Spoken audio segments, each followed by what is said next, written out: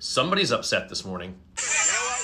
We basically have two countries that have been fighting so long and so hard that they don't know what the fuck they're doing. Do you understand that? That's not very white Christian nationalist-like. You know who doesn't know what the F they're doing, President Bone Spurs? You don't know what the F you're doing. Somehow you thought that your trash social post was gonna stop them from bombing each other. And last night I saw so many MAGAs saying, peace through strength, and he stopped this war in 12 hours. Well, guess what? They bombed the hell out of each other last night while we all slept. He posted this on his trash social a couple minutes ago, as if this is gonna work. Israel, do not drop these bombs. If you do it, it is a major violation. Bring your pilots home now. President Bone Spurs, President of the United States of America. I mean, before I went to bed, he posted, the ceasefire will last forever. Did it last forever? It lasted 0 minutes. 0 whole minutes. All you MAGAs listening, are you going to make a video talking about how he ended the war in 12 hours?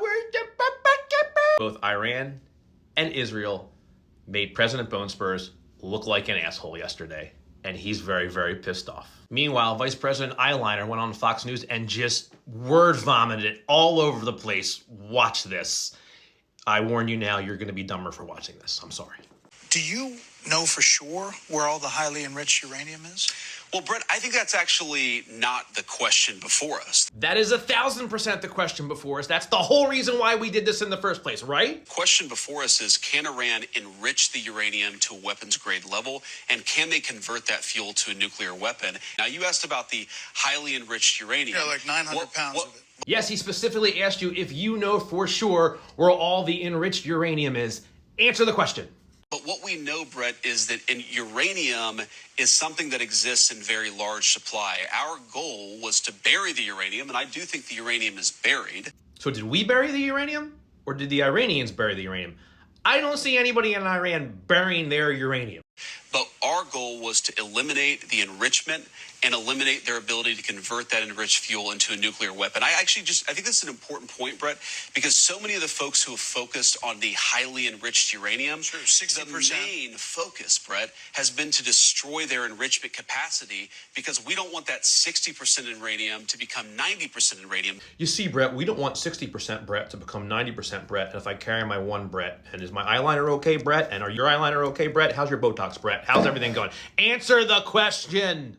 After all this, if the Iranian government survives as is, what's to stop it from rebuilding over time if they, in fact, moved the 60% highly enriched uranium? That's the concern. No, the big concern, Brett.